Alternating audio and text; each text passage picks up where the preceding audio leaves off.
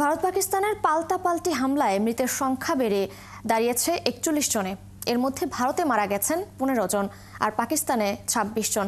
এই তালিকায় পাকিস্তানে জৈশ-ই মোহাম্মদের প্রধান মাসুদ আজহারের পরিবারের ১০ সদস্য ও ৪ সহযোগী নিহতের খবর রয়েছে। দিল্লি বলছে, পেহেলগাম হামলার জবাবে সুনির্দিষ্ট সন্ত্রাসী কেন্দ্র ধ্বংস করা হয়েছে। আর কড়া নিন্দা জানিয়ে ভারতে হামলা চালাতে সশস্ত্র বাহিনীকে পূর্ণ অনুমোদন দিয়েছে ইসলামাবাদ। আরও জানাচ্ছেন মাহফুজুর রহমান। ভারতের হামলার পরপরই পাকিস্তানের প্রধানমন্ত্রী শেহবাজ শরীফের সভাপতিত্বে জরুরি বৈঠকে বসে দেশটির জাতীয় নিরাপত্তা পরিষদ। সভা শেষে বিবৃতিতে বলা হয়েছে, ভারতীয় সেনাবাহিনী পরিকল্পিতভাবে পাকিস্তানের বেসামরিক নাগরিক, বিশেষ করে নারী ও শিশুদের লক্ষ্য করে হামলা চালিয়েছে। ভারতের হামলা ঘৃণ্য ও লজ্জাজনক অপরাধ উল্লেখ করে ইসলামাবাদ বলছে, সব ধরনের নীতিমালা এবং আন্তর্জাতিক আইন লঙ্ঘন করেছে নয়াদিল্লি। লিলি হালাল বিউটি সোপ, বিএসটিআই কর্তৃক সনদপ্রাপ্ত দেশের প্রথম হালাল বিউটি সোপ, দীপ্তিময় উজ্জ্বল ত্বকের জন্য। ভারতের এই হামলাকে পাকিস্তানের সার্বভৌমত্ব ও অখণ্ডতার নির্লজ্জ লঙ্ঘন এবং যুদ্ধ ঘোষণার শামিল বলে বর্ণনা করেছে ইসলামাবাদ।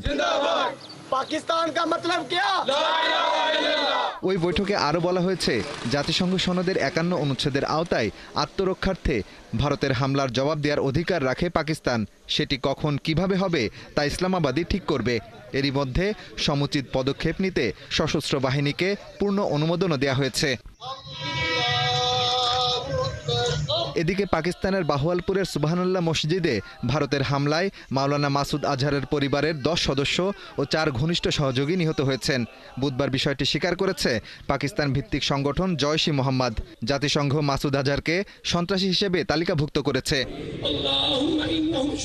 এর আগে মঙ্গলবার মধ্যরাতের পর মাত্র ২৫ মিনিটের মধ্যেই পাকিস্তানের ৯টি স্থাপনায় এবং সন্ত্রাসবাদী অবকাঠামোয় হামলার দাবি করে ভারত।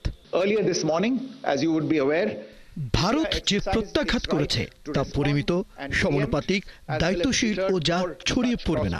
ভারতের লক্ষ্য ছিল সন্ত্রাসবাদীদের অবকাঠামো ভেঙে দেয়া, যাতে সন্ত্রাসীদের সীমান্ত পেরিয়ে ভারতে পাঠানো ঠেকানো যায়।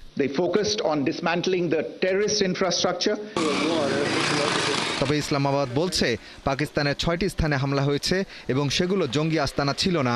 একই সাথে পাল্টা হামলায় ভারতের ৫টি যুদ্ধবিমান এবং একটি সেনা ব্রিগেড ধ্বংসের দাবি করেছে পাকিস্তান। মাহফুজুর রহমান, ৭১।